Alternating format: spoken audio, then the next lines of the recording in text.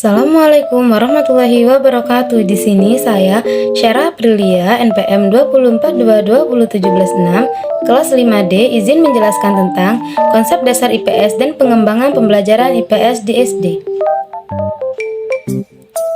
Konsep IPS di SD.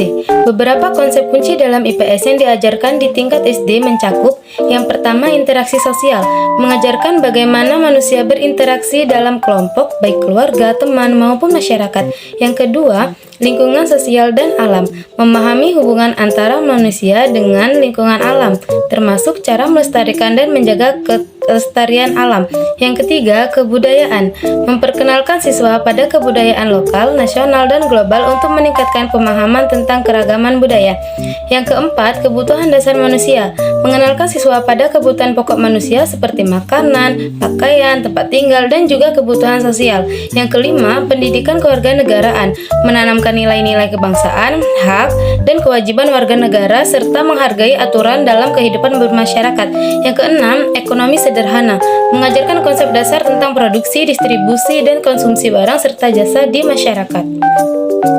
Melalui konsep-konsep ini, siswa diharapkan mampu menjadi individu yang sadar akan perannya dalam masyarakat, memiliki rasa kebersamaan, dan mampu berpikir kritis terhadap permasalahan sosial. Tujuan dan fungsi mata pelajaran IPS. Tujuan mata pelajaran IPS adalah untuk mempersiapkan anak didik menjadi warga negara yang baik berdasarkan Pancasila dan Undang-Undang Dasar 1945, dengan menitik beratkan pada pengembangan individu yang dapat memahami masalah-masalah yang ada dalam lingkungan, baik yang berasal dari lingkungan sosial, yang membahas interaksi antara manusia, dan lingkungan alam yang membahas antara manusia dengan lingkungannya, baik sebagai individu maupun sebagai anggota masyarakat.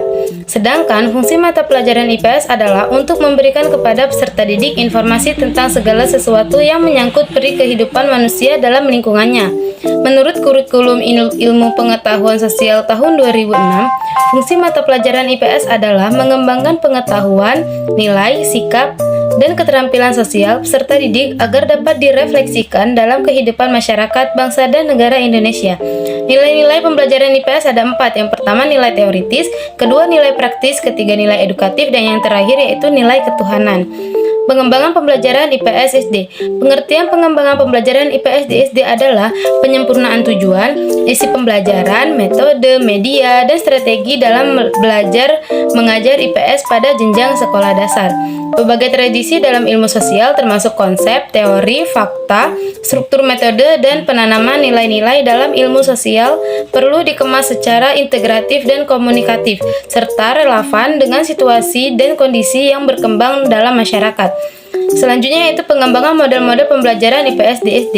Model-model pembelajaran IPS yang kreatif dan inovatif seperti pengajaran langsung, model pembelajaran simulasi, model pembelajaran berdasar masalah, model pembelajaran inquiry, model pembelajaran kooperatif, dan model pembelajaran CTL. Kesimpulan, melalui konsep ini diharapkan siswa SD dapat lebih memahami peran mereka dalam masyarakat dan mengembangkan sikap yang positif terhadap lingkungan sosial di sekitar mereka.